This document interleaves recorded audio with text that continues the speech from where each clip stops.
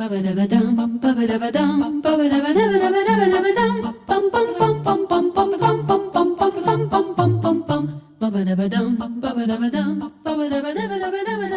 everybody, Ryan from Academe here. In this video, I'd like to talk a bit about English spelling and how it relates to pronunciation. We'll also talk a little about written and spoken language.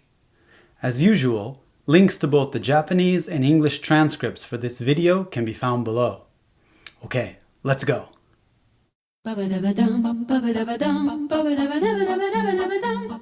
Hello again. Now, English spelling can be a challenge, even for native speakers.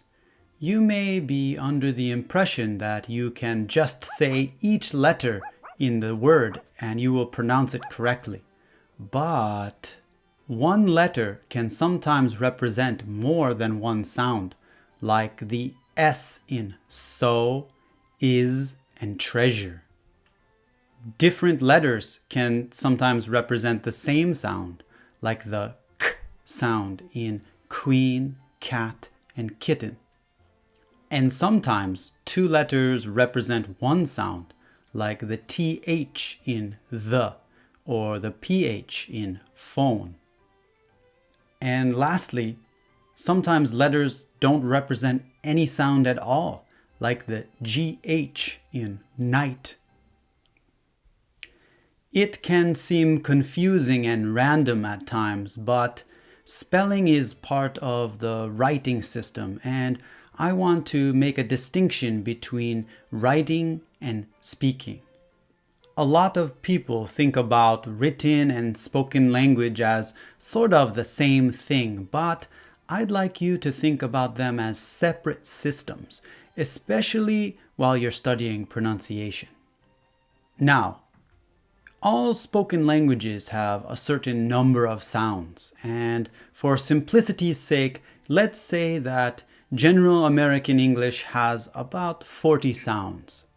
Writing, on the other hand, is a system used to represent those 40 sounds, and the alphabet we use in English only has 26 letters. So, right away we can see that there aren't enough letters to represent each sound. A one-to-one correspondence between the letter and the sound is impossible. And this adds a layer of complexity to English spelling. English has also borrowed a lot of words from other languages, particularly French, Latin, and Greek. So, for example, the PH spelling to represent the F sound, f, originally comes from Greek. All of this borrowing adds another layer of complexity to English spelling. Then, on top of that, there have been very few English spelling reforms throughout history. So, many of the spellings that we use today are based on historical pronunciations, which means the pronunciations of words have changed, but the spelling has stayed the same. This all makes things pretty confusing when it comes to English spelling.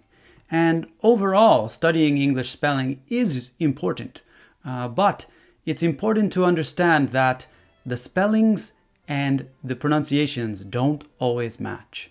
Even native speakers have trouble with spelling and reading. There are some spelling patterns in English, but the truth is, native speakers have to memorize the spellings of words, just like Japanese people have to memorize kanji. And because English spelling and pronunciation doesn't always match, I sometimes use special symbols and marks when I teach. These symbols and marks are largely based on the International Phonetic Alphabet, or IPA. The International Phonetic Alphabet does have a one-to-one correspondence between a symbol and a sound. So it's very useful to use when we're talking about pronunciation. For you, as students of English pronunciation, if you can start to memorize some of these symbols, not all of them, but some of them, it will be very helpful in improving your speaking and your listening. Please hit the subscribe button if you like this video, and Lastly, don't stress too much about English spelling. Even native speakers make mistakes, and we have to check the dictionary from time to time.